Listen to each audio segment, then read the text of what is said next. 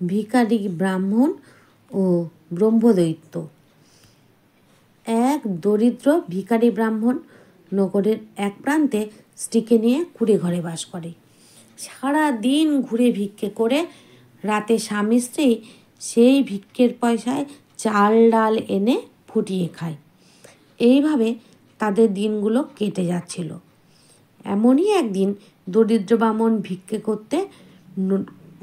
করতে করতে উপস্থিত হলো সেই নগরের জমিদার বাড়িতে। দরিদ্র ব্রাহ্মণ প্রতিবেশীদের মুখে শুনেছিল বর্তমান জমিদার খুব ভালো। সেই আশায় দরিদ্র ব্রাহ্মণ আজ কাছারি বাড়িতে এসেছে। এক ঘর লোক কাছারি ঘরে চিৎকার করে কথা বলছে। কৌতূহলী হয়ে দরিদ্র ব্রাহ্মণ কাছারি ঘরের সামনে গেল। শুনতে পেল একজন বলছে নগরের উত্তর প্রান্তে বড় অশ্বত্থ গাছে নাকি একটা ব্রহ্মদৈত্য বাস করে। দিনের বেলা ব্রহ্মদৈত্যকে দেখা যায় না, তবে রাতের অন্ধকারে সেই অশ্বত্থ গাছ থেকে ব্রহ্মদৈত্য মাঠে নেমে আসে। অনেক দিন আগে একবার নাকি নগরের এক ব্যক্তি বাজি ধরে রাতের বেলায় সেই অশ্বত্থ গাছের তলায় যায়। ফলে যা হওয়ার তাই হলো। ব্রহ্মদৈত্য তাকে গাছের নিচে মেরে ফেলল। জমিদার এসব শুনে বলল, ঠিক আছে, যে ব্যক্তি রাতে একা গিয়ে এই অশ্বত্থ গাছের একটা ডাল ভেঙে আনতে পারবে, আমি তাকে 200 বিঘা জমি দেব। 200 বিঘা জমির আশায় উপস্থিত সকলেরই চোখ চকচক করে উঠল। কিন্তু কার এত সাহস আছে যে রাতের বেলায় অন্ধকারে অশ্বত্থ গাছের তলায় যায়? সবাই চুপ করে যে যার বাড়িতে ফিরে গেল। এদিকে গরিব ব্রাহ্মণ বাড়িতে ফিরে ভাবছে, যদি একবার অশ্বত্থ গাছের একটা ডাল ভেঙে আনা যায়, তাহলে আর এত কষ্ট করে সারাদিন ঘুরে ভিক্ষা করতে হবে না। আর যদি তা না হয়, তবে ব্রহ্মদৈত্যের হাতে তাকে প্রাণ দিতে হবে। এইভাবে বেঁচে থাকার চাইতে মরে যাওয়া অনেক ভালো। এই সব ভেবে পরদিন সকালে গরিব ব্রাহ্মণ জমিদারের সঙ্গে দেখা করল। মহাশয়, যদি অনুমতি দেন, তবে আজ রাতেই আমি অশ্বত্থ গাছের ডাল ভাঙতে যাব। জমিদার ব্রাহ্মণের কথায় আকাশ থেকে পড়লেন। তারপর সামলে নিয়ে বললেন, ঠিক আছে, তুমি যদি অশ্বত্থ ডাল ভেঙে ফিরে আসতে পারো, তবে আমি তোমাকে 200 বিঘা জমি দেব। উপস্থিত জনতা ব্রাহ্মণের কথা শুনে হো হো করে হেসে উঠল। বলল, বুড়ো বয়সে বীরত্ব দেখাতে যাচ্ছ না মরতে যাচ্ছ? কত বীর পুরুষ দেখলাম। আর একজন উঠে বলল, বুড়োর দশা ওই খেপা বামুনের মতোই হবে, দেখবেন। কাছারি থেকে দরিদ্র ব্রাহ্মণ বাড়িতে ফিরে তার স্ত্রীকে সমস্ত ঘটনা বলল। ব্রাহ্মণের একা অশ্বত্থতলায় যাওয়ার কথা শুনে ব্রাহ্মণী কান্না জুড়ে দিল। তারপর স্বামীর পায়ে হাত রেখে বলল, তুমি যদি অশ্বত্থতলায় যাও, তবে আমার মরা মুখ দেখবে। ব্রাহ্মণীর কথায় ব্রাহ্মণ একটু বিচলিত হয়েছিল বটে, কিন্তু তাই বলে তার পরিকল্পনা থেকে সরে দাঁড়ালো না। গভীর রাতে যখন ব্রাহ্মণী গভীর নিদ্রায় মগ্ন, তখন সন্তর্পণে ব্রাহ্মণ কুঁড়ে ঘরের বাইরে বেরিয়ে এলো। তারপর ঈশ্বরের নাম নিয়ে অশ্বত্থতলার উদ্দেশ্যে হাঁটতে লাগলো। চারিদিকে ঘুটঘুটে অন্ধকার, জনমানব শূন্য রাস্তাঘাট। ব্রাহ্মণের গা ছমছম করে উঠল। কদমতলায় যাওয়ার পর ব্রাহ্মণের আর পা চলছিল না, ঠক ঠক করে কাঁপছিল। মনে মনে ভগবানের নাম জপ করছিল। কদমতলা থেকে অশ্বত্থতলা এখনও সিকি মাইল দূর। ব্রাহ্মণের মনে হচ্ছিল এই বুঝি ভূতেরা তার গলা টিপে মেরে ফেলবে। তার মনে হচ্ছে চোখের সামনে হাজার ভূত নৃত্য শুরু করে দিয়েছে। ওই কদম গাছে থাকতো এক ব্রহ্মদৈত্য। সে গাছের ডালে বসে তীক্ষ্ণ নজরে ব্রাহ্মণকে দেখছিল।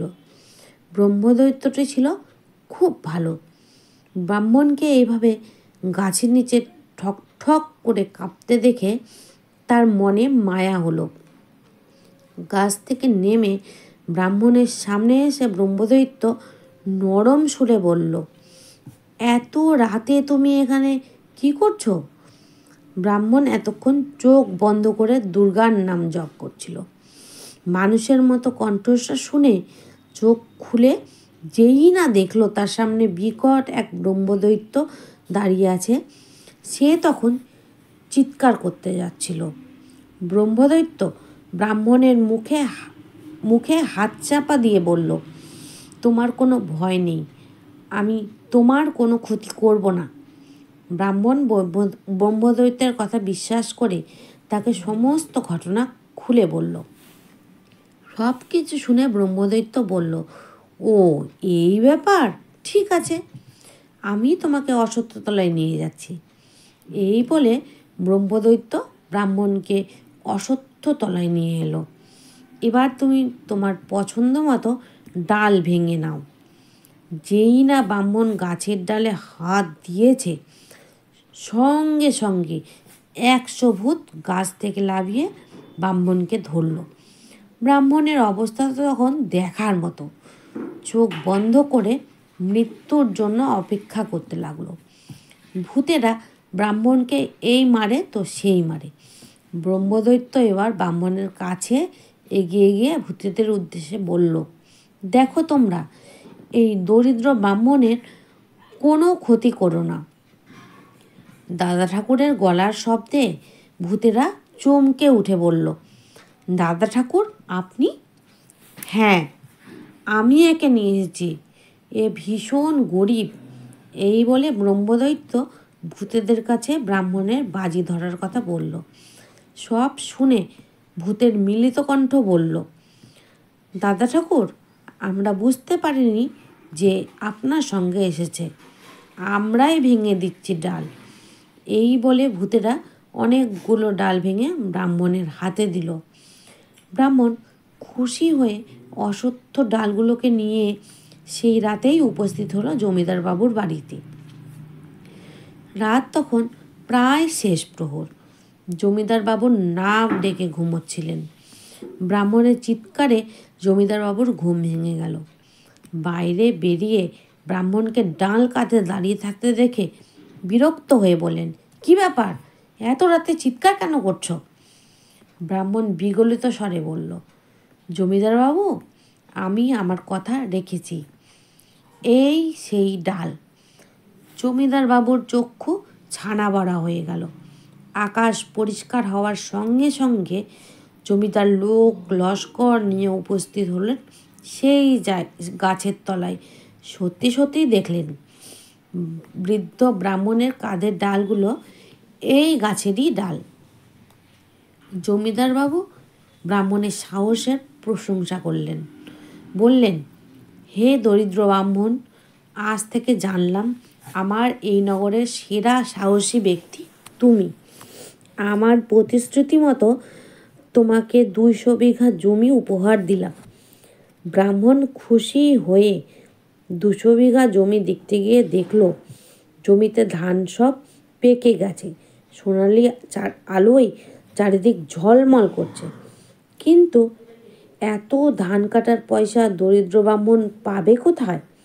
ধান ক্ষেতের পাশে বসে গালে হাত দিয়ে ভাবতে লাগলো। মনে পড়ে গেল সেই ব্রহ্মদৈত্যের কথা। সেদিন সন্ধ্যাবেলা আবার উপস্থিত হলো বকুলতলায়। ব্রহ্মদৈত্য বকুল গাছ থেকে নেমে এসে বলল, কি হে ব্রাহ্মণ, আবার কি বাজি ধরেছ? কৃতজ্ঞ চিত্রে দরিদ্র ব্রাহ্মণ বলল, আপনার জন্য আমি 200 বিঘা জমির মালিক হয়েছি ঠিকই, তবে এই জমিতে সব ধান পেকে গেছে। সেই ধান তোলার মতো আর্থিক ক্ষমতা আমার নেই, তাই আপনার শরণাপন্ন হলাম। ব্রহ্মদৈত্য বলল, এই ব্যাপার, তার জন্য এত ভাবনা কিসের? তুমি আজ রাতে 100 কাস্তে এই গাছের নিচে রেখে যেও। আগামীকাল ভোরে ঘুম থেকে উঠেই দেখতে পাবে তোমার বাড়ির চারিদিকে গোলা ভর্তি ধান রাখা আছে। সেদিন রাত্রেই ব্রাহ্মণ বাড়ি বাড়ি ঘুরে কাস্তে জোগাড় করলো।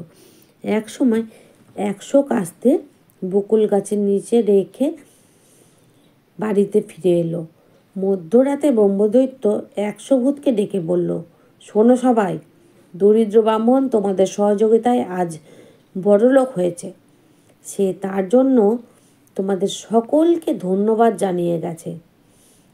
মানুষ হলেও দরিদ্র ব্রাহ্মণ অকৃতজ্ঞ নয়।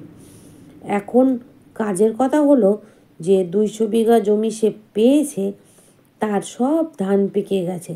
ব্রাহ্মণের আর্থিক অবস্থা নিতান্তই খারাপ। তাই আমাদের মধ্যে 100 জন গিয়ে সেই ধান তুলে দিয়ে আসতে হবে।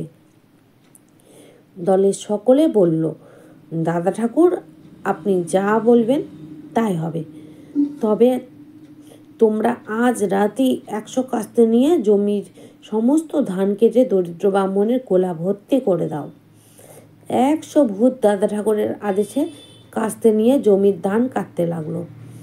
200 বিঘা জমির ধান তুলতে তাদের সময় লাগলো মাত্র কয়েক ঘন্টা। আসলে মানুষেরা যে কাজ 7 দিনে করে, ভূতেরা সেই কাজ কয়েক ঘন্টায় শেষ করে দেয়। কয়েক ঘন্টার মধ্যে জমির সমস্ত ধান নিপুণ হস্তে কেটে ব্রাহ্মণের গোলা ভর্তি করে দিল। পরদিন প্রত্যুষে ব্রাহ্মণের ঘুম ভেঙে গেলে উঠোনে দেখে সারি সারি ধানের গোলা। ব্রহ্মদৈত্যের প্রতি কৃতজ্ঞতায় দরিদ্র ব্রাহ্মণের চোখে জল এসে গেল। মনে মনে ঈশ্বরের কাছে প্রার্থনা করলো, হে ঈশ্বর, এই পাপাত্মাকে মুক্তি দিয়ে পুনরায় মানুষ রূপে পাঠাও। এ তো পরোপকারী মানুষ, যে ধার্মিক রূপে পরিচিত হবে।